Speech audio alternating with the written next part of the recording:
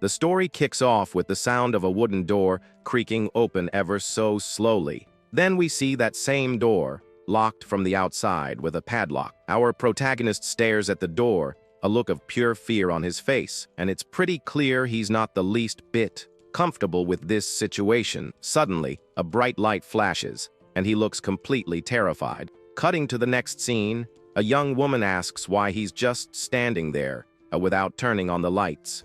She then asks if he's still afraid of the dark, even though he's not a kid anymore. Holding a box, our guy explains that his body just freezes up on its own. His wife comforts him, saying he even quit his job because of this fear. But she seems upset because they don't have any money to spare right now. Our hero then corrects her, saying he didn't quit. He got fired. Hearing this, the woman lets out a sigh of exhaustion with the whole situation. However, she changes the subject, saying it was a relief his uncle left them the house. He smiles and tells her not to worry, because he'll find another job soon. Suddenly, a boy and a dog come running by, asking where his room is. The woman then points and says the boy's room is the one on the right, all the way at the back. The boy calls out to his dog, or Zazit, and runs excitedly down the hall. She watches her son with a thoughtful look, while our hero smiles in the background. When he gets there, the boy peeks in from the doorway and asks if that huge room is really his. Our protagonist confirms it and says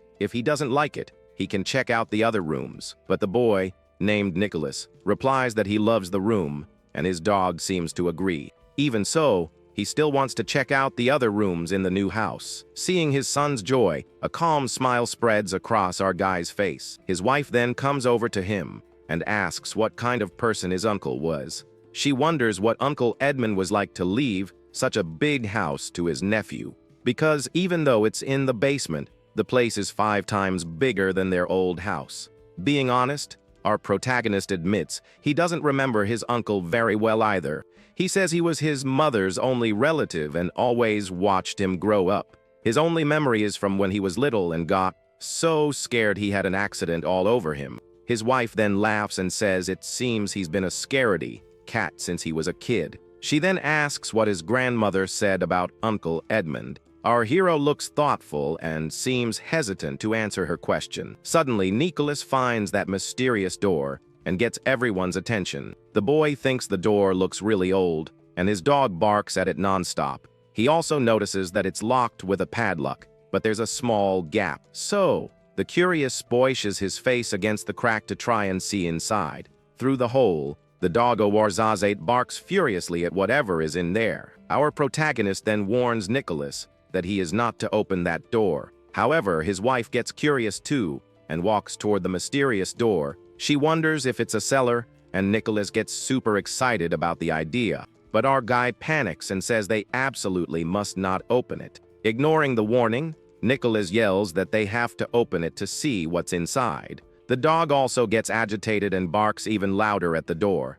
Our protagonist then loses his cool and screams not to open the basement door. His scream is so loud that his wife and Nicholas freeze in shock. Even little Warzazate is confused by his owner's over-the-top reaction. Our hero then repeats firmly that the basement door must never be opened. Completely lost, Nicholas asks why not, confused by his dad's behavior. Jonathan is at a loss for words, not knowing what to tell his son. His wife also chimes in and asks why they can't open the door. Stammering, our protagonist tries to quickly come up with an excuse. He then says the basement is full of rats, and his wife immediately panics. Cutting to the night, we see a full moon shining in the starry sky. The scene changes, and now we're in a flashback of our guy visiting his grandmother. Sitting at the table, he looks very worried about a letter he's reading. His grandmother explains that Uncle Edmund left this letter to be delivered to him. Our protagonist then asks her what kind of person his uncle was. Sipping her tea, the old woman replies that Edmund was always a very special child. She says that since he was little, he caused trouble by taking apart toys and clocks. The grandmother finishes by saying he even messed with the fridge and spoiled all the food. She continues, saying he built a hideout, and even his patient grandfather lost his cool. Because of that, in a fit of rage, his grandfather ended up destroying the boy's hideout. That day, Edmund's relationship with his family was completely ruined. Our hero tries to downplay it, but his grandmother says things only got worse when he became a student. Jonathan then mentions that his mother, Sylvie, always said Uncle Edmund was a genius. The grandmother smiles and confirms that Sylvie truly believed in her brother's potential. Furthermore, she also knew he wasn't just some random troublemaker. She describes him as someone who simply didn't fit in with other people. Our protagonist is confused by this "didn't fit in" description. To explain, she challenges him with a puzzle that Edmund created when he was 11. Our guy brags that he's good at these and starts fiddling with the matchsticks, but he can't solve it and, frustrated, asks his grandmother for the answer. She then begins to explain what the 11-year-old Edmund said about the challenge. The boy used to say, "You had to think differently to find the right answer." Agreeing with this, the grandmother gets up and takes a box from a shelf. Inside the box, she reveals a letter that Edmund left with a specific request. The letter was to be delivered to Jonathan Wells if anything happened to him. Our protagonist then takes the envelope with a very serious expression on his face. He stares at the paper, looking very concerned about the message's content. Cutting to the present, the new house is still a mess, full of boxes, and that mysterious basement door remains locked, with a creepy vibe to it. The next day, a bright sun shines through the window of the building where they live. Already in the morning, our hero says goodbye to his family, saying he's heading out.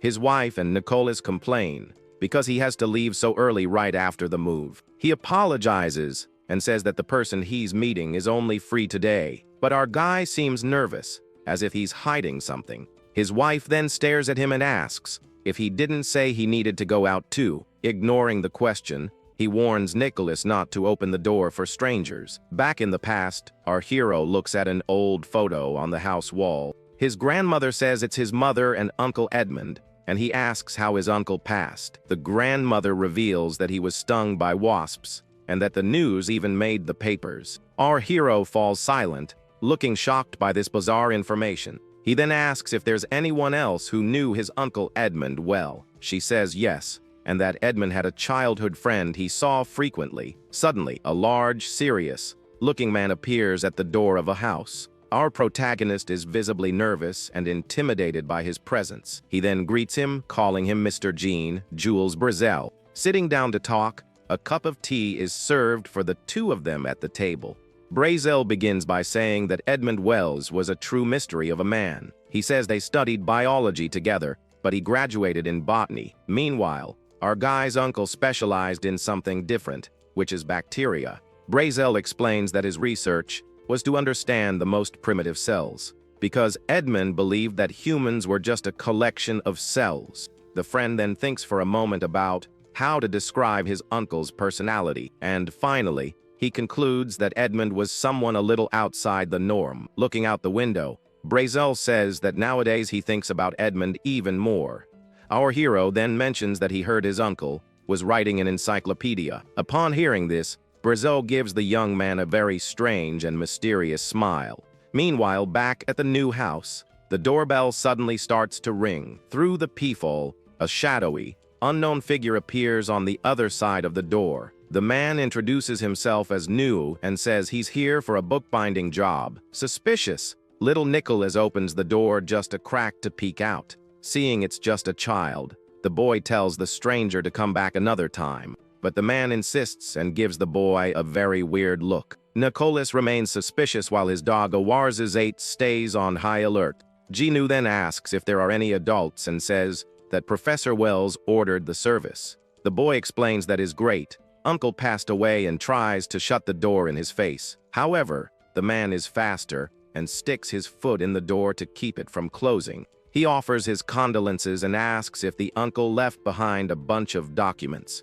Nicholas stays silent, his eyes showing that he's very scared by all of this. Brazel gets super excited and says that this ambitious idea is classic Edmund. Our protagonist then asks if he ever got the chance to see this encyclopedia. Brazel looks at him with a serious gaze and remains silent for a few seconds. Genu tries to force his way in, but Nicholas stops him with all his strength. With a wicked smile, he says there must be a red file folder in the house. His eyes turn red as he reveals the name of the so-called Encyclopedia of Knowledge. Back to the conversation, Brazil asks if he wants to know if he's ever seen the encyclopedia. He answers no and explains that Edmund probably hid it like a treasure. Our hero then seems to understand the situation and looks thoughtful for a moment. With a relieved smile, he feels more at ease with the friend's answer. Meanwhile, Nicholas manages to close the door and shouts that there's nothing like that there. The man outside falls silent,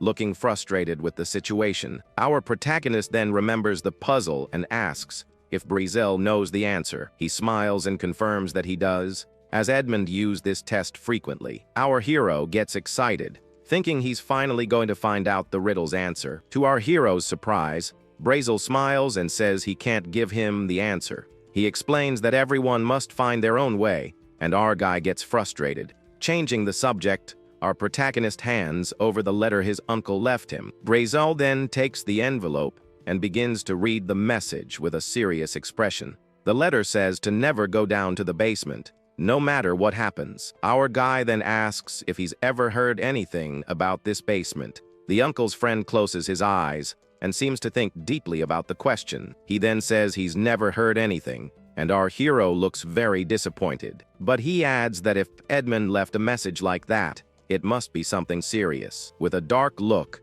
he warns that our protagonist must obey the order. Jonathan is quite surprised by the intensity of his late uncle's friend. Cutting the scene, we return to the house, which is plunged into the darkness of night. In the hallway, the moving boxes are still piled up near the basement door. The locked door looks even more sinister and terrifying in the darkness. Suddenly, the dog roars as it growls furiously at the basement door. Suddenly, the basement door creaks open a tiny bit on its own, making a strange noise. Our protagonist then realizes his dog is missing and wonders where he went. His son Nicholas is sitting on the floor, looking very sad, and confirms he hasn't found him. Jonathan tries to calm the boy down and tells him to keep looking calmly. But his wife appears and says she's sure Awarz's 8 went into the basement. She then points to a pile of the dog's fur right in front of the door. Our hero tries to hide his fear and says he might have gone out onto the street. His family shouts that's impossible because the front door was locked the whole time. She then hands him the padlock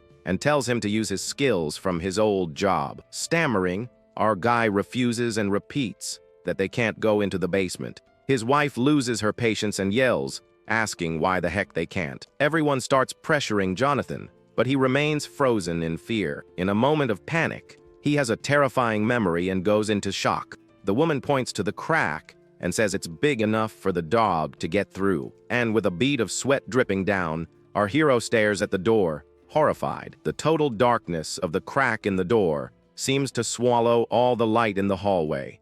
Our protagonist is trembling with fear, completely paralyzed on the spot. Meanwhile, his family calls out to him, asking him to hurry up and open it. The basement door remains there, a silent and dark threat. With his face slick with cold sweat, our hero is visibly terrified by the situation. Stuttering, he tries to find an excuse to avoid opening the door. Then he suggests looking outside and even calling an animal shelter. Our guy even says that if they can't find the dog, they can get another one. Nicholas becomes furious and shouts that Orzazad is his friend and can't be replaced. His wife also gets angry and asks if he's completely lost his mind. Not knowing what to say, Jonathan falls silent, looking very regretful. The woman then says she understands his fear, but she'll go in there herself. She warns him that if he doesn't open the door, she'll break the lock herself. With no other choice, our protagonist turns and walks slowly forward. Finally, he clenches his fist, looking like he's made a very difficult decision. With a determined look, Jonathan says that he'll go down to the basement himself. His wife and son are shocked, realizing he's the one who will protect the family. So, our hero prepares himself, grabbing an iron pipe and a flashlight. He warns them not to follow him and, under no circumstances, to call the police. Nicholas, not understanding anything, asks why they can't call the police. Our guy explains that it can't happen, because they would also go into the basement, trying to play it cool. He says it's just a basement with some nasty rats. But in reality, he can't tell them the truth, or they might move out. After opening the padlock, he thinks about locking the door from the inside for safety. And so, Our protagonist descends alone into the darkness of the basement. His face filled with fear, he stares at what's down there, terrified. He's trembling uncontrollably, and his wide eyes show the pure panic he feels. Through the crack, his family peeks in worriedly, and Nicholas calls his name softly. His wife then shouts his name, realizing that something is very wrong. She tells him to take a deep breath, but he remains paralyzed in a state of shock. His wife encourages him through the crack, asking if he can get through this. Sweat drips down our hero's face as he faces the challenge. Finally calming down, he takes a deep breath to gather his courage and go in. He then grips the iron pipe he's holding even tighter, exhaling. He prepares himself for whatever he might find down there. Our guy then turns to his family and says that everything is okay. He tells them not to worry and begins to descend the steps slowly. But as he takes the first step, he feels a strange chill run down his spine. Looking back, he sees his family still peeking worriedly through the door. He then continues his descent, entering the complete darkness of the basement. His wife and son watch the darkness as he disappears from sight. Our hero descends a long stone staircase,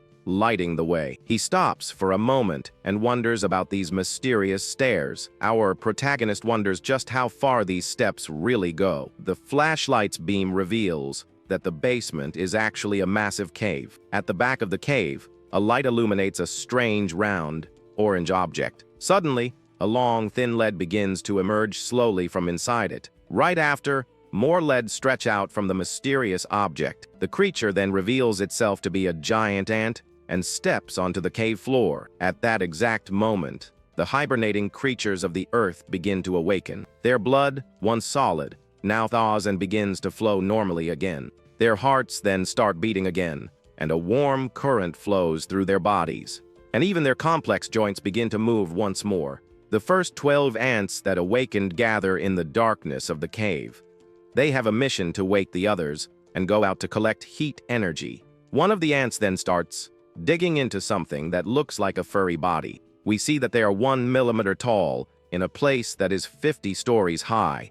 This is the largest city in the region, with a total of 18 million inhabitants. Its annual production includes liters of honey and kilos of various mushrooms. Additionally, the city has a tunnel network of 120 kilometers.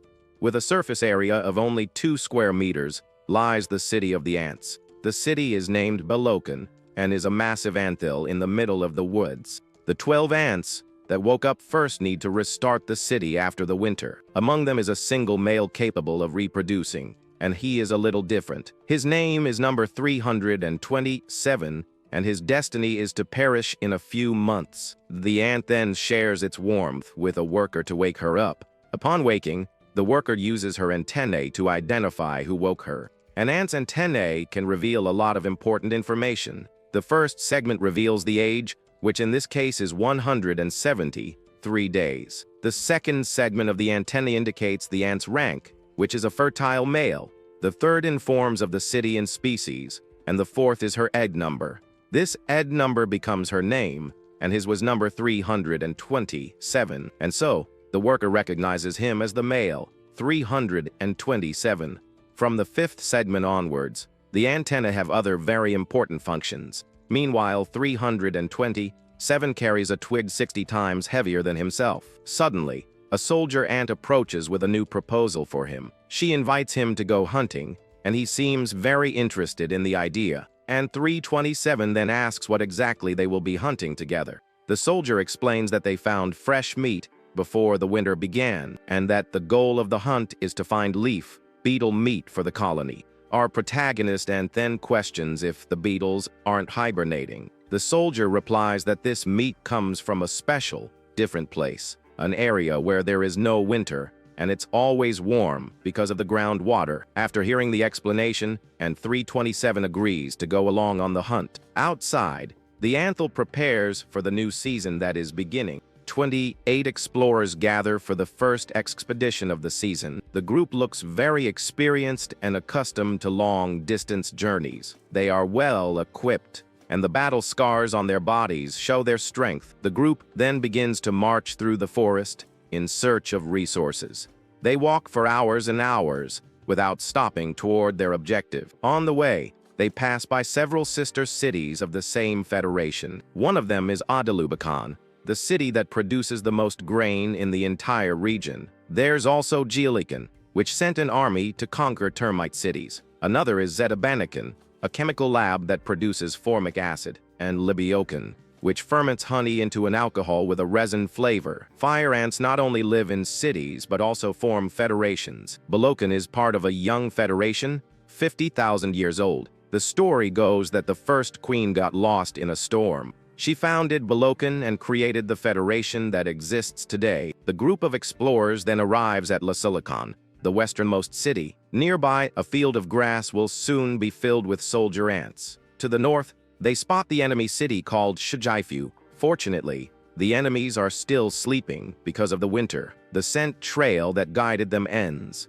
and they need to follow tracks. Suddenly, the protagonist ant screams in pain, and something unexpected happens. One of the ants in the group is captured by a treacherous, carnivorous plant, and 327 screams desperately that they need to save their comrade. But the soldier explains that once caught by the plant, rescue is impossible. The only thing they can do is leave a warning sign for the others. So the group continues on its way west, leaving the ant behind. They move forward without looking back, ignoring the danger surrounding them. Suddenly, one of the ants stops and seems to have found a new clue. She says the pheromone she smelled marks the entrance to a nearby cave. The group then finally reaches their destination and prepares to enter. Inside the cave, they find a river of flowing, churning water. As they get closer, they discover it's a hot spring with warm water. But their joy is short, lived as something strange begins to happen. A giant dark ball emerges from the water and scares all the ants. The soldier then calls for calm and reveals it's just a dung beetle. She says to let it pass, as it tastes bad and its shell is too heavy. Soon after, an Erwig appears, and the ants prepare for an attack. One of them shouts that this one tastes good, and launches a precise strike. The acid hits the Erwig dead on, and it screams in pain from the impact. With the prey taken down, the group celebrates the delicious meat they've secured. Thanks to the hot spring, many prey stay awake around there, and they feast. But suddenly, a giant shadow appears and attacks the group of ants. The mysterious creature with glowing eyes seems to be very dangerous. The soldier then points and says it's the creature they were looking for. The flying creature attacks with a sonic blast, causing massive damage. The attack sends rocks flying everywhere, hitting some of the ants. 327 panics and wonders how they're going to stop that monster. The soldier explains that it's a bat, and it's just bluffing out of fear. She then orders everyone to attack the bat with formic acid. The creature is hit squarely and screams in pain from the mass attack. The 40% concentration acid acts as a deadly corrosive. With the bat defeated, the remaining 27 ants continue their mission. They explore the warm caves and collect all the food they can find. To mark their territory, they release pheromones as if planting a flag. This chemical mark defines the new territory of the Balokan Federation. The first expedition of the season completes its mission with total success. Outside, the sun shines brightly through the green leaves of the forest. With the collected food, the group hurries to return home before nightfall. If night falls and the temperature drops, their bodies will stiffen from the cold. From March to October, ants work nonstop, but in the cold, they sleep. That's why long expeditions are rare, and these ants are very courageous. On their way back, they once again encounter the dangerous carnivorous plant. One of the ants suggests uprooting the plant and taking it to Queen Velocuciuni. Most think the idea is too difficult and far too dangerous to risk. They argue that they don't have enough ants to carry the plant, but one of them says that controlling carnivorous plants would be a great power. But the soldier ends the discussion and orders everyone to collect the pheromones.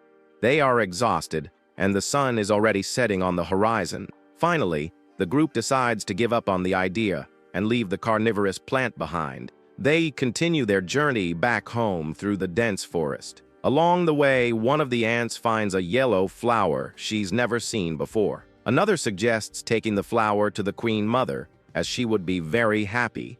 They decide to leave the carnivorous plant, but take the unknown flower. The ant who found the flower hurries to catch up with the rest of the group.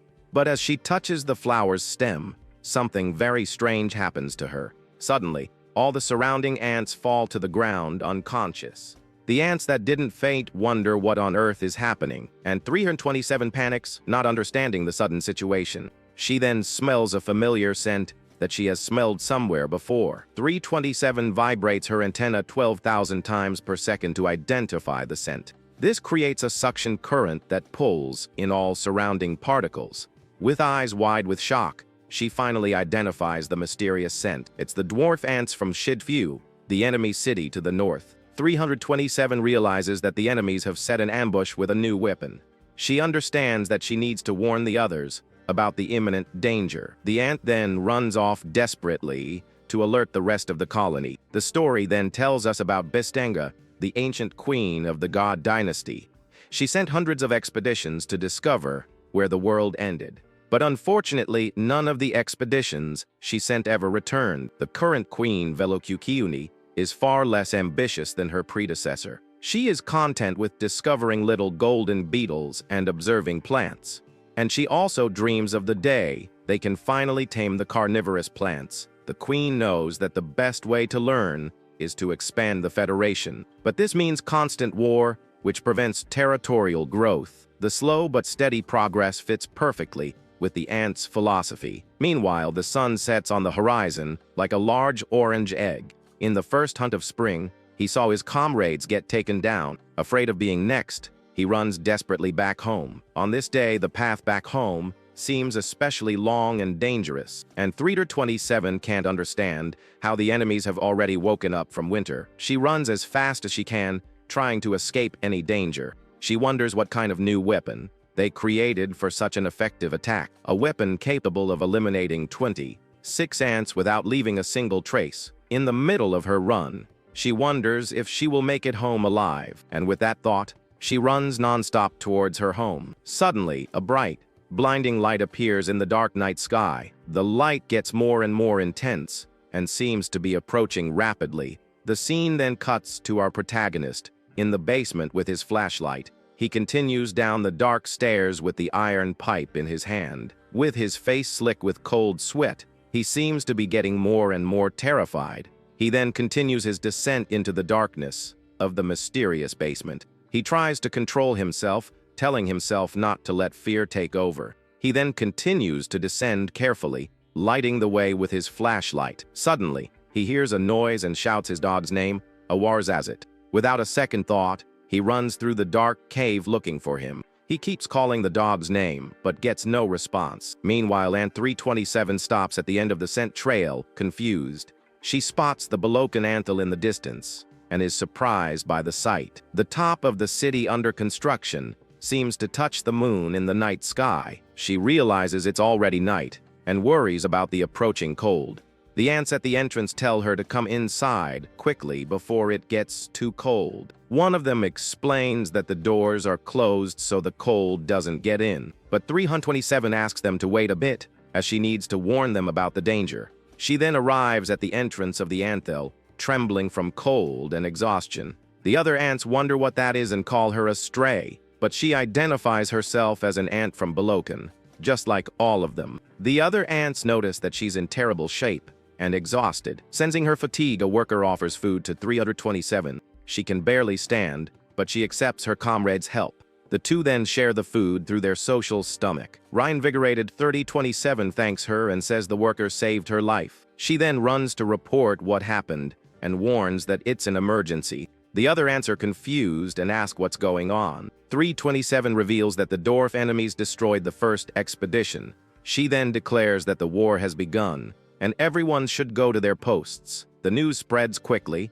and the entire colony goes on alert. But the other ants doubt her story and ask for concrete proof. 327 is speechless, as she has no way to prove what happened. One of the ants then asks where exactly the attack took place. 327 explains that it was west of Lasalakan, in a new hunting ground, but a soldier retorts that it's impossible, as the enemies were sleeping. The soldier insists that the spy's reports can't be wrong. The other ants accuse 327 of seeing things due to exhaustion. They think it's absurd for a war to start so early in the spring. For 327, who saw everything with her own eyes, This is unbelievable. Outraged, she asks if they think she made the whole story up. She then suggests they check the numbers and see that there are ants missing, but the other ants ignore her and continue with their normal tasks. 327 gets frustrated because no one believes her and what happened. She can't understand how they don't see such an obvious and dangerous fact. Determined, she decides she will wake up her people, no matter what it takes. The other ants tell her to stop making noise and causing a commotion. Alone and ignored, she moves away to think about her next step. The scene then returns to the present with the basement door still locked. Jonathan's wife stares at the door with a worried expression. Nicola says 4 hours have passed and suggests calling the police. She remains silent, arms crossed, with a worried expression. The scene cuts, and we see Edmund's hand writing in an old diary. He writes that the result of his research could be something horrible, and that, as he writes, he struggles to protect his secret from the world, but he knows that no matter how deep a secret is buried, it will one day surface. He then addresses the reader, saying that by the time you read this, he will be gone. It could be 10 years from now, or maybe even 100 years in the future. He then closes his diary, titled Encyclopedia of Relative and Absolute Knowledge.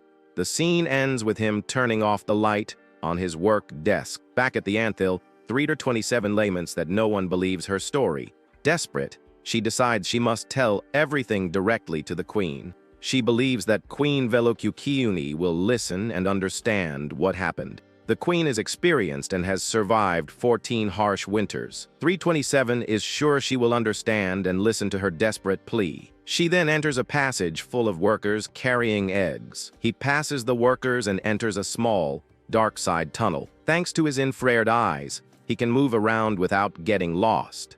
The closer he gets to the queen, the stronger her scent becomes. He carries a scent that acts as a pass and gets through without any trouble. Finally, he reaches the last corridor that leads to the mother's chambers. A guard allows him to pass, and he politely thanks him for the permission. Suddenly, he smells the strong, irresistible scent of the queen mother. 327 is completely mesmerized and feels drawn to the scent. The queen is the only one who lays eggs and has given life to all the ants there. She has fought countless wars and even conquered the termite cities. Besides being 327's mother, she has also broken the longevity record. Queen Velokukiuni is the queen of the central city of the fire ants. She has a long head, and her antennae are strangely far apart. At her side, a nurse ant is always ready to receive new eggs. 327 uses keen sense of smell to identify the sexes of the ants. When the weather improves, the mother will lay eggs of all types for the city. The queen then calls him closer with a calm, motherly voice. 327 slowly approaches his mother, the queen of the entire colony. The queen's saliva is a powerful remedy that heals any wound. The queen then welcomes him back to the womb of the people and embraces him. As an explorer, he was the eyes and legs of the colony on the expedition. Full of hope, he asks his mother to believe what he has to say. The queen says she believes him, but there's a big problem with the story. She explains that he can't be the only one to rouse the people for war, and that's why he came to her, so she could reveal the truth to everyone. 327 is shocked to realize it could be war, or it might not be. The two then stare at each other in silence for a tense, decisive moment. The queen says she can't decide anything on her own about such a serious matter. In their city, important decisions are made jointly by a group. 327 insists that this is the most urgent matter they are facing right now. But the queen explains that there are many other priorities for the colony at the moment. The awakening from winter isn't over yet, and the external repairs have barely begun. Besides, they need protein and sugar to prepare for the festival. And even if she wanted to, she doesn't have enough ants to send as spies. The queen then touches one of the carnivorous plants with curiosity and admiration. She observes the plant's small green globes with great attention. 327 remains silent, looking thoughtful about the queen's response. The queen then says that if they build a fence with these carnivorous plants, 327 is surprised by the brilliant idea of his mother, the colony's queen. But the queen points out that there's still a problem to be solved with the plants. She explains that the little monsters don't yet know how to tell friends from foes.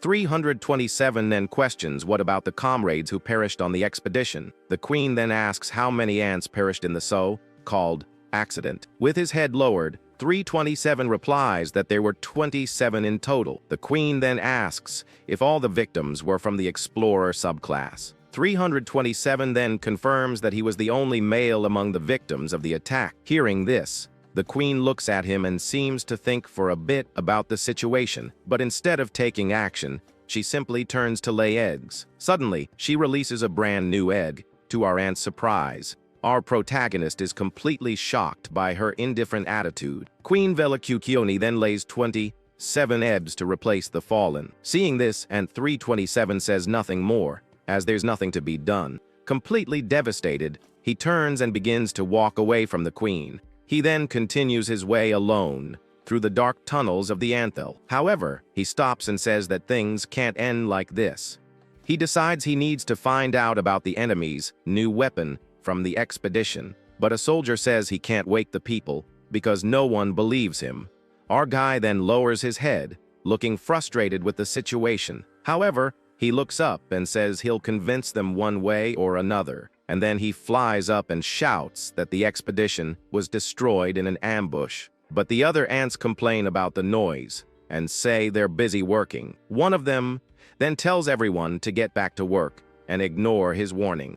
Our protagonist is shocked and can't believe no one is paying attention to the danger. Seeing that no one will listen to him, he walks away and wonders what to do now, but he decides he needs to warn them of the danger somehow and won't give up. So he crawls through the dark tunnels, looking for a solution to the problem. Suddenly, he hears a noise and realizes someone is following him closely. With his antennae, he identifies the scent of a very young soldier ant. However, he also smells a strange, unnatural scent mixed in with hers. Analyzing it more closely, he wonders why on earth she smells like rock. Suddenly, a weird red ant appears, limping through the dark tunnel. Our guy then turns and asks aloud who is there with him. A shadowy figure with glowing eyes stares at him from the darkness of the tunnel. 327 then turns and asks why she is following him like that. With a bad feeling, he decides he needs to get out of there as fast as possible. Suddenly,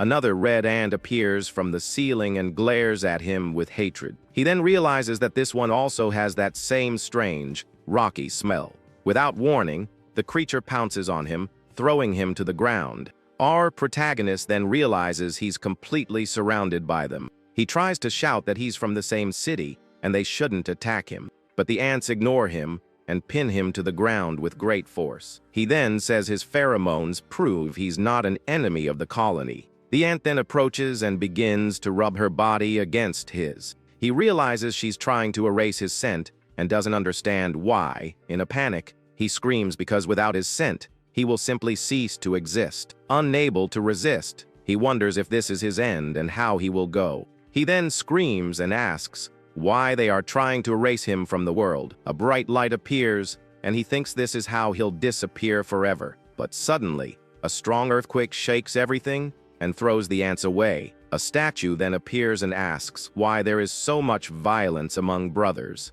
The scene then cuts to Nicholas, watching a religious program on television. The broadcast ends and reveals that it was all sponsored by a brand of milk. The boy then asks his mother when his father is coming back from the basement. Jonathan's wife remains silent, looking very worried about the delay. Suddenly, she loses her patience and says she can't wait for him any longer. She decides to call the police, but a voice stops her before she picks up the phone. It's our protagonist, back from the basement, all dirty and holding something. His wife is furious and yells that of course she was worried. At that moment, little Nicholas starts screaming desperately and crying. The reason is that our hero is holding the body of the little dog, a Warzazate. Nicholas runs towards him, screaming his friend's name in a panic. The boy begs for the little dog to wake up, but it seems to be too late. He then collapses on the floor in complete shock at the horrible scene he's seeing. But the strangest thing is Jonathan's expression, who seems to feel nothing. His wife is also speechless and doesn't understand what happened in the basement, completely devastated. Little Nicholas continues to cry loudly on the floor. His wife then looks at him and asks what on earth happened down in the basement. but our protagonist remains still, holding the body without saying a word. He then breaks into a bizarre and terrifying smile that doesn't fit the situation. Seeing that, the woman is completely terrified by her husband's attitude. The scene then cuts to the little dog's body, lying on a cloth on the floor. Next to his friend, little Nicholas continues to cry without stopping for a second. Our hero then suggests burying him in an expensive cemetery with a photo. The boy agrees and says his dog Awarzazit deserves at least that much. But Jonathan suggests getting another dog, and even picks out the Maltese breed. His wife remains silent, staring at her husband in complete shock. She watches him with a suspicious look, realizing something is very wrong. Her expression then changes, and she gets a serious and very annoyed look. Angrily, she stares at him and asks what really is down there in the basement. Our protagonist then looks away and doesn't answer her question. With a cynical smile, he lies and says there is absolutely nothing there. The woman then approaches, and the two stare at each other in tense silence. She then yells at him and asks if he has any idea what he looks like, and points to the dog, saying it looks like it went through a meat grinder. The woman then completely loses her patience and asks what happened to Awarzazit. Little Nicholas watches his parents fight with tears in his eyes. Our protagonist then kneels on the floor and puts his hand on his head. He says the basement was full of rats that attacked and devoured the dog. His wife then questions him, asking why the rats didn't attack him too. He then stands up and faces his wife with a very strange and empty look. Little Nicholas and his mother remain suspicious of their father's story. He then says the rats were scared of him because he's much bigger than a dog. But his wife yells that it makes no sense and asks what he did for 8 hours. She then points to the door and asks what the heck is in that basement. Jonathan then says he doesn't know either because he couldn't make it to the end. His wife is shocked and asks if he didn't go all the way to the end of the basement. Our hero then confirms it, saying the place just kept going down. She yells that after 8 hours, he still hadn't reached the end of the path. He explains that he stopped when he found the dog all injured and praises its bravery. While Nicholas cries, he says it's amazing how a small dog could fight for so long. But his wife remains suspicious and asks where exactly he stopped. Jonathan then uses his fear of the dark as an excuse for not having gone further. He says anyone would have turned back because he can't walk in total darkness, and that thinking of his family stopped him from walking straight to his own demise. Moved by the explanation, his wife and Nicholas finally seem to believe him. Our protagonist then hugs his wife to try and calm her down for good. He suggests sealing the door and never talking about what happened in the basement again. However, he changes his mind and says the matter isn't closed yet. His wife then stares at him, completely confused by his change of attitude. He reveals that there was an area with red walls that he couldn't get past. Next to his friend's body, little Nicholas continues to cry heavily. Our protagonist then says he's always hated the dark, and that's why he was terrified. But his eyes turn red, and he says he can't stop because he was close to the end. His wife is shocked and asks if he really wants to go back to that place. Jonathan confirms it and reveals it's the same path his late uncle Edmund followed. Hearing his uncle's name, she becomes even more confused and doesn't get the connection. He then explains that he needs to find out what the heck his uncle did in that basement. The woman is completely terrified by her husband's bizarre determination. She then begs him, saying that if he truly loves them, he shouldn't go back to the basement. Little Nicholas also becomes desperate and yells for his dad not to go down again. Our hero then stares at the floor, seeming to ignore his family's pleas. He then says there's no other way and that he needs to return to the darkness. Our guy admits that he's always been pathetic and gave up at the slightest sign of danger. He continues, saying he never finished anything dangerous and never succeeded in life. Finally, he laments for never having gone all the way and taken his chances. And because of that, he became a clueless guy who doesn't know how the world works. His wife then says he's talking nonsense and that it's not true, but he interrupts her and says he can't live in a cocoon forever. He then takes off his shirt and says the basement is his chance to break out of that cocoon. The woman remains silent, staring at him with a serious and worried expression. Suddenly, She surprises him and says that if he goes, she's going with him. But our hero refuses the offer and says this task is his alone, and that no one is allowed to interfere with his path into the darkness. He then approaches his son and calms him down, saying he'll give him a riddle. Little Nicholas looks at him with tear-filled eyes but pays attention. The challenge is to form 4 equilateral triangles with only 6 matchsticks. He then says that you need to think differently to find the right answer. The scene then reveals the 6 matchstick riddle that the boy needs to solve. Thanks to the challenge, Nicholas manages to calm down a bit from his sadness and shock, but the same doesn't work for his wife, Lucy, who remains very angry. That night, the couple had a pretty nasty fight about his decision, but our protagonist refused to say anything about the basement. The next day, he fixed the door and put the padlock back in place. He also tied the only key to a cord and put it around his neck. His wife, Lucy, and his son, Nicholas, watched the scene in silent concern. Cutting the scene, we go back to Ant 327, who is being relentlessly attacked. The strange rock-scented ants continue their merciless assault. The ground shakes and rocks fall as the fight gets more and more intense. One of the enemies then bites his head hard, trying to tear it off. But he fights back and manages to break free from the mysterious ant's claws.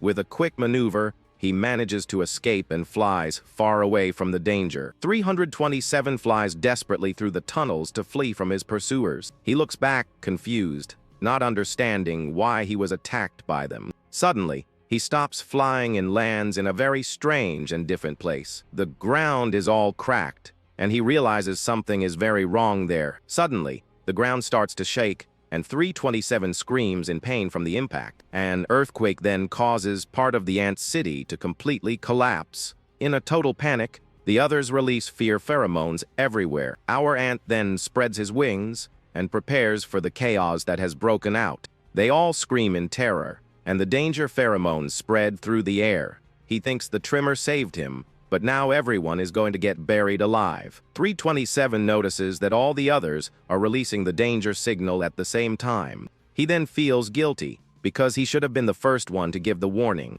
Without a second thought, our hero flies through the tunnel to help with the evacuation. He flies quickly to try and organize the evacuation of the entire colony. Our guy orders the workers to move the eggs to a safe place, and also yells for the soldiers to assemble in their battle units. Next, he runs desperately through the tunnels that continue to collapse. He then arrives at a place where several other ants are gathered. Our protagonist then faces a dark and mysterious tunnel in front of him. The ants stare at the ceiling, seeming to feel a strange vibration in the air. Suddenly, the ground starts to shake again, even more violently than before. A bright light appears, and a hole opens in the ceiling of the anthill. One of the ants then yells that someone is breaking the city's ceiling. The hole opens up, and something gigantic starts to enter through the destroyed ceiling. They all panic and wonder what on earth is invading their city. The creature reveals itself to be a giant human finger invading the anthill. The finger then crushes several ants and causes massive damage to the colony. Panic sets in, and all the ants run desperately away. The finger continues to destroy everything and crush the ants without mercy. One of the ants then yells for all the soldiers to attack the invader. All the ants then charge forward and attack the giant finger without fear. The mass attack seems to have no effect on the mysterious invader. The finger then moves with force, throwing all the ants away. One of them then screams in terror that it's a giant monster. One of the ants then yells for everyone to sound the alarm and protect themselves from the danger. The giant finger then smashes into the ground, sending one of the ants flying. Our protagonist, 327, is also hit by the impact and is almost crushed. Suddenly, the giant finger touches our hero, who is completely paralyzed. He then realizes the finger is wet, and the liquid drips down his body. A soldier yells for him to run from there as fast as he can. She keeps yelling at him to get out of the way and activate the emergency alert. The two of them then look up and are completely terrified by what they see. A giant mouth with bright red eyes appears to devour the finger. The creature then bites the finger hard, destroying everything around it. We see that the mouth actually belongs to a bird that ate the ants. Our protagonist and the soldier look up, shocked by the creature. The invader is revealed to be a gray-headed woodpecker, common in Korea. This species of bird lives in a huge area that stretches from Europe to Japan. The males of the species have a red patch on their head, and the females do not. The bird loves to eat ants, which is why it's often seen hunting them on the ground. It then attacks with its giant tongue, devouring all the ants it finds. With the mass attack, several ants are pulled into its mouth. Our protagonist ant is in shock as he watches the soldier get caught. The woodpecker then swallows all the ants in a single gulp. It shakes its head, satisfied with the meal it just had. The bird then attacks again with its tongue, devouring more ants. Chaos ensues, and all the ants run desperately away. One of them then declares a level 3 emergency alert. The warning spreads, and everyone panics from the surprise attack. The workers are ordered to protect the eggs, and the soldiers to prepare. An ant orders the artillery to aim for the monster's throat. They then climb onto the bird's neck to begin the counter-attack. One of them gives the final order and yells for all the others to fire, and so they launch a mass attack with formic acid on the woodpecker. The woodpecker is confused and doesn't understand where the attack is coming from. It then screams in pain and thrashes about, trying to get rid of the ants. One of them yells for the others to keep firing without stopping for a second. They then launch more acid, burning the giant bird's skin. With the neck nerves exposed, the commander orders them to cease fire. She then orders the others to bite and open the wound even wider. The woodpecker screams in pain from the direct attack on its wounded neck. It thrashes and beats its wings, trying to shake off the ants on its body. The bird continues to struggle, but the ants don't let go. The commander then yells for them to find a way to get inside the monster.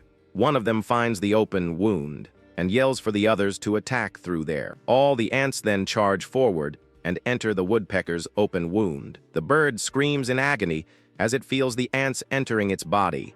One of them then tears the skin with its mandibles, clearing the way. And so, the ants advance inside the bird for the final attack. The commander then orders everyone to stop, releasing the alert pheromones. All the soldiers then advance through the wound and enter the woodpecker's body. They navigate through the blood vessels, moving towards the brain. Along the way, they rescue the others who were swallowed by the bird. They then find an artery and decide to follow the blood flow. The commander explains that the artery carries blood directly from the heart, and so they travel through the bloodstream straight to the brain. The commander then orders everyone to prepare to attack the brain. The woodpecker screams in pain and thrashes with the ants inside its body. Another unit invades the lungs and sprays formic acid to suffocate it. The bird starts to have seizures and can no longer breathe properly. Another group climbs up the esophagus and joins those who came from the other side.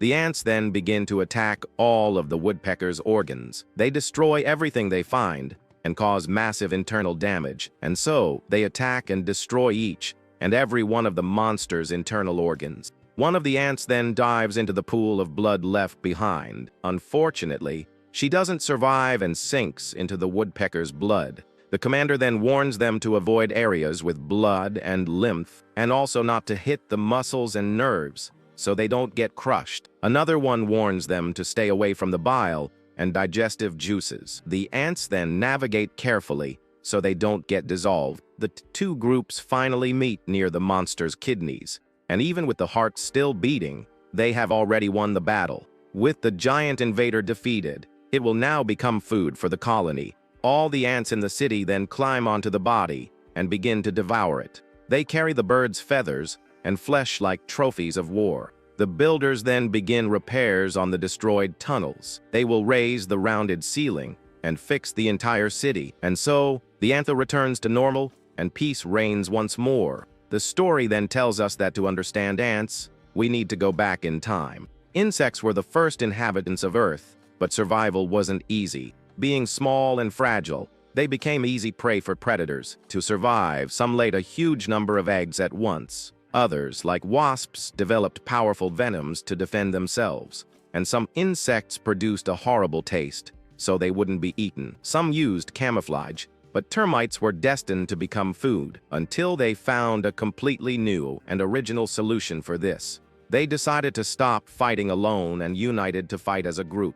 Their solution was to create a complex social organization to survive. Uncle Edmund wrote that they were the first masters of our planet, and all of this was in his encyclopedia of relative and absolute knowledge. Cutting the scene, a man says Edmund didn't have good memories of that place, but he had flashes of genius that left everyone impressed. Our hero then asks if the relationship between him and his uncle was tense. The man then explains that actually Edmund didn't fit in with his colleagues. Our protagonist then concludes that his Uncle Edmund was a lonely guy. The man continues, saying that even with all the profit, no one recognized him. Jonathan then asks him to explain the situation in a little more detail. The man says that on every team, there's always some kind of leader or boss, but Edmund hated having a leader and couldn't stand any authority.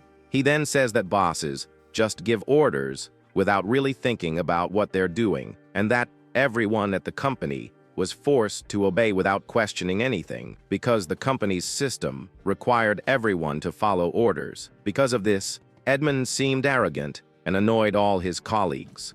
And in the end, all his colleagues hated him more than the bosses he challenged. Our hero then asks what happened when his uncle left the company. The man is silent for a moment, seeming to think about the answer.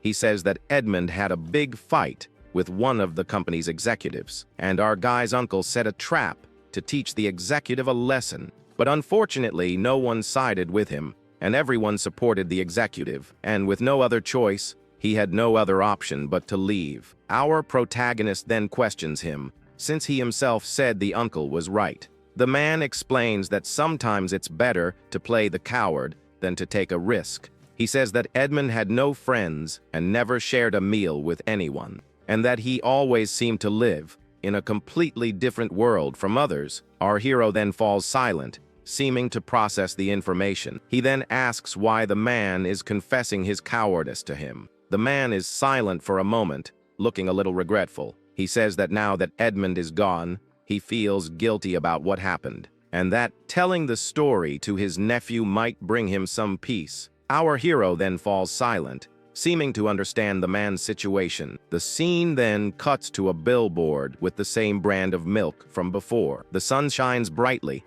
and a blue sky opens up on the city's horizon. We then see a large building of the National Center for Scientific Research, and a voice asks if the professor met him in Africa, and he confirms it. The man says that Edmund carried deep wounds in his heart, and that after that, he dedicated himself entirely to the study of insects. Our protagonist then asks why on earth he chose to study insects. Professor Daniel Rosenfeld explains that insects have fascinated humans for a long time. He says that in the old days, everyone was afraid of fleas, spiders, and weevils, and that even though they are small and weak, insects still threaten us in some way. The professor then reveals that in the end, our bodies become insect food. Our hero is completely shocked and speechless at this statement. The professor continues, saying that they feed on our bodies in the end, and that it's no coincidence that Beelzebub, a lieutenant of Satan, is depicted as a fly. Our protagonist then comments that ants have a better image than flies. But Professor Rosenfeld explains that it really depends on the culture of each people. He says that in the Talmud, ants symbolize honesty, and in Buddhism, materialism, and that in Africa, a tribe believes that stings on pregnant women result in babies with ant heads.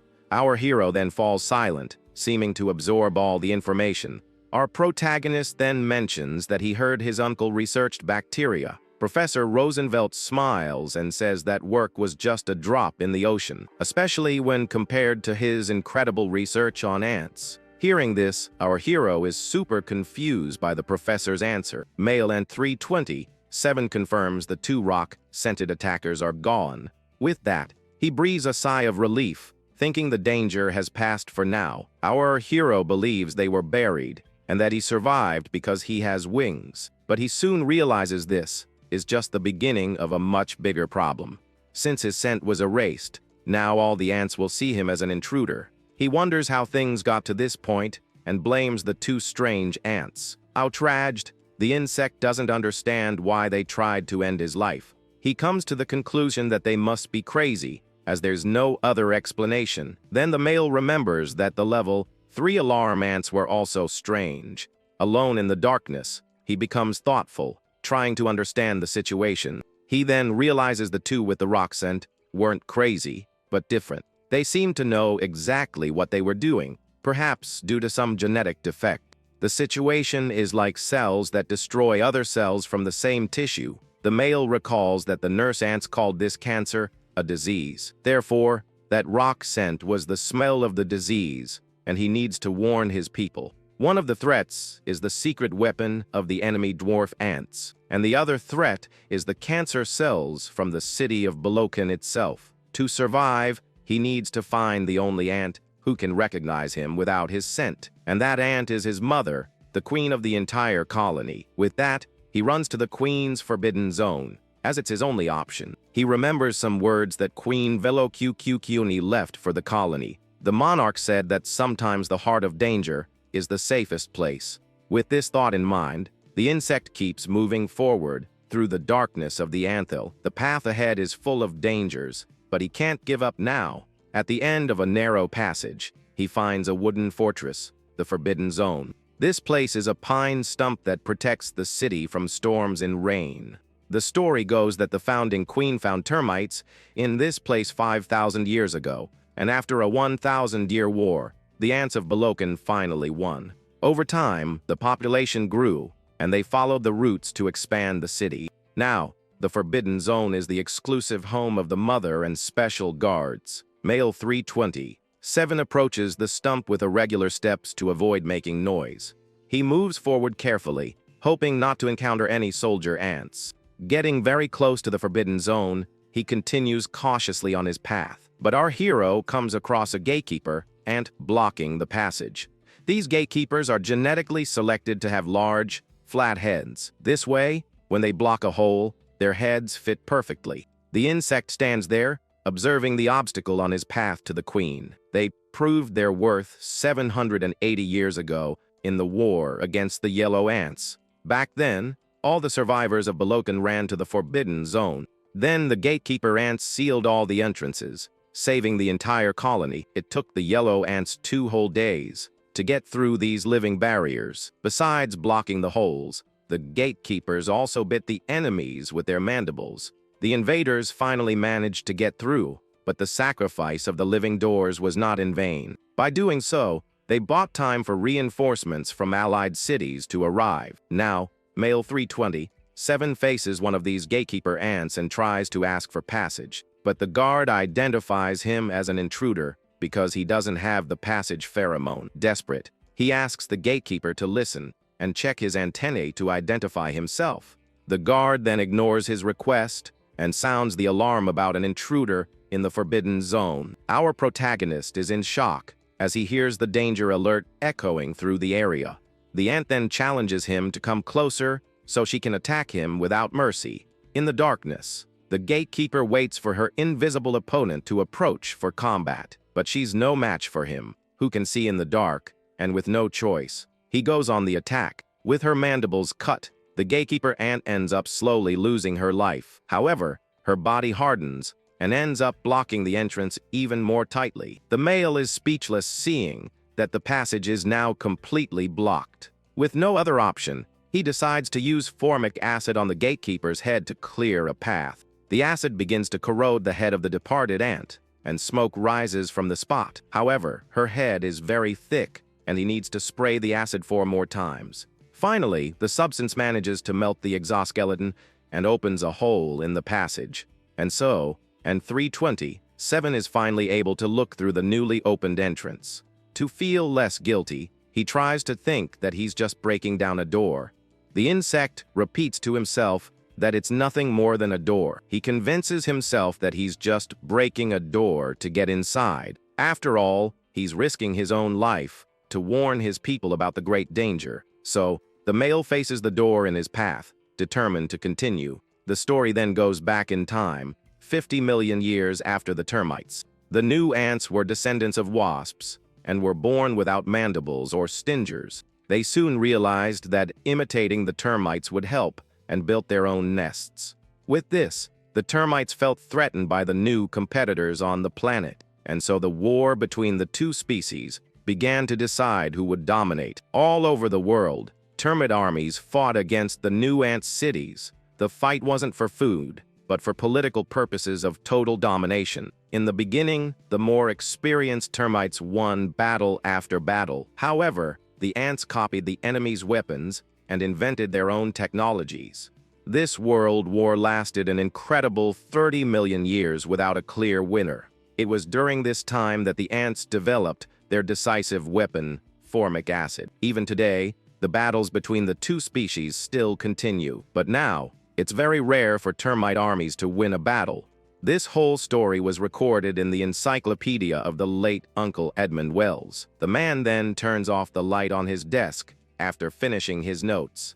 The professor reveals that Edmund's research on insects was much more important. He explains that the late uncle didn't just limit himself to research, but was very active. The scientist says it was the young man's uncle who asked to ban toy ants. Furthermore, the researcher also tried to use the insects as natural pesticides. The nephew is shocked by the idea and asks if he heard right about the pesticides. The man then explains that the idea was to introduce colonies of fire ants. He says the plan isn't so crazy, as ants have been used to control pests before. The professor mentions that in Italy and Poland, they have used the insects to fight pests. Our hero then asks if the plan was basically to make the insects fight each other. The older man says the uncle called it intervening in insect relations. He then compares insect control to human domination over mammals. But the insects defended themselves by developing immunity to all types of poison. The scientist explains that 99% perish, but the rest survive immune. These survivors then produce offspring who are born already vaccinated against the poison. Because of this, over the last 200 years, the toxicity of pesticides has only increased. So, instead of getting rid of the pests, we've created super-resistant species. The young man understands that's why his uncle wanted to use this so-called insect diplomacy. Jonathan then asks if humans really have no way of dealing with insects.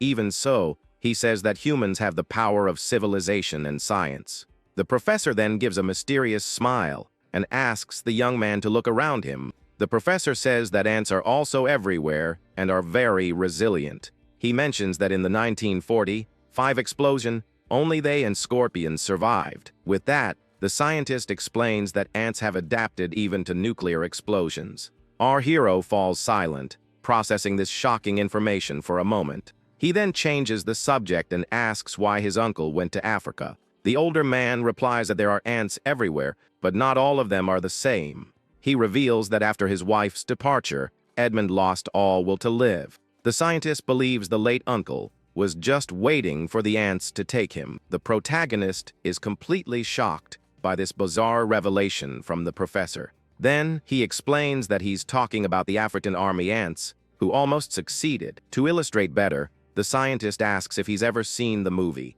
The Naked Jungle. The young man says no, and the professor says it's an old movie and hard to find these days. He then explains that the term marabunta refers to swarms of army ants. With an excited look, the man says that when they march, they leave everything in ruins. The first sign is a humming sound, and the cries of small animals trying to flee. Then comes the sound of flapping wings and dragging legs, all mixed together. Then, some soldiers suddenly appear on top of a mound like scouts. Behind them, countless ants turn the hills into an endless black sea. The scientist compares the scene to lava from a volcano that melts everything it touches. Our hero stands there, breaking out in a cold sweat, totally intimidated by the description.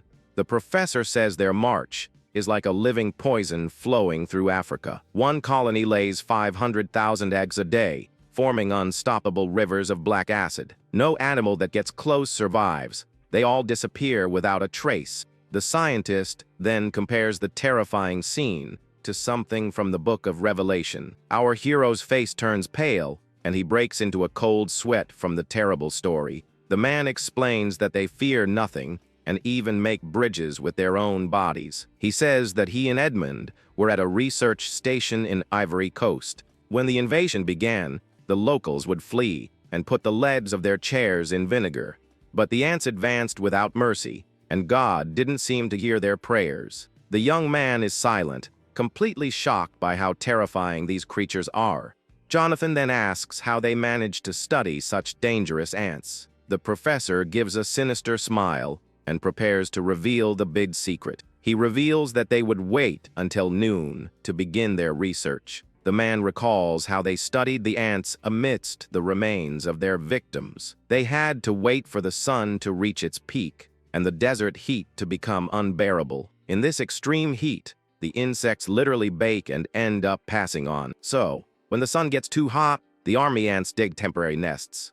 It's like a short hibernation, but instead of the cold, it's the heat that forces them to stop. The professor then remembers Edmund and thinks that the researcher was completely mad. He recalls the late uncle going after those ants and even looking for the queen. The researcher is referring to the queen of that horde, who lays 500,000 eggs a day. He remembers how Edmund seemed obsessed with seeing the queen and acted without thinking. Our hero's uncle would just sit in silence, looking very thoughtful. Then his colleague asks why on earth he isn't wearing his protective boots. The researcher simply replies that the boots are too small and his feet don't fit. At this, his friend becomes desperate, not knowing what they can do about it. But Edmund says there's nothing to be done and that they need to start working right away. Then he orders everyone to start digging 1 meter around the nest's entrance. With that, the whole team starts digging the earth with their tools without stopping. One of the men, already tired, says he thinks they've dug enough around there. Suddenly, they reach one of the outer chambers of the nest, full of ants. The man is terrified by the noise and sees the creatures moving like a black liquid. But Edmund orders them not to stop, as they need to find the queen's chamber soon. So the whole group continues digging, expecting to find the queen at any moment. In the middle of their work, some ants start crawling up the researcher's clothes. Suddenly, our hero's uncle shouts excitedly, saying he's finally found her. The two of them look into the hole, completely shocked by the army ant queen. They are impressed because she is 10 times larger than European queens. The professor then yells excitedly, asking them to bring the cameras quickly. An assistant runs over with the cameras and warns that the ants are getting through his boots. The professor then tells the assistant to leave, as they will take pictures and follow him out. The two are amazed by the giant queen who lays 500,000 eggs a day. Excited, the scientist approaches the edge to record the incredible army ant queen. Around the monarch, countless soldier ants stand guard, ready to attack. His colleague then notices the ants have crawled up his pants and warns Edmund of the danger. But our hero's uncle ignores the warning and remains totally focused on taking his pictures. One of the creatures crawls onto his shoulder, but he doesn't seem to care about the imminent threat. The researcher then warns his friend to be careful, as they can get inside their bodies. His friend panics and tries to stop the insects from entering any opening. He explains they learned to breathe like in yoga to avoid attracting the ants with sweat. Edmund agrees and tells them to stay calm and observe the queen and her army. Meanwhile, the assistant and the other researcher watch the scene, completely terrified. One of them then loses his patience and yells for the two of them to get out of there immediately. The scientist finally realizes the danger and is left breathless, completely frightened. He then notices he's covered in ants and throws the camera for someone to catch. The whole team then helps him get rid of the creatures while he screams in terror. After the scare, everyone looks into the hole and notices something very strange happening. But the scientist just gives a look as if he knew what was coming next. Our hero's uncle remains in the hole, taking pictures without a care in the world. Seeing this, his colleague gets desperate and screams Edmund's name with all his might. The whole team rushes to help and pulls the researcher out of the dangerous hole. They then remove the man's clothes and use a knife to clear the ants from his skin. With a large knife, they remove the insects clinging to his skin, piece by piece. The professor remembers the terror and how it was worse for Edmund, who was without boots.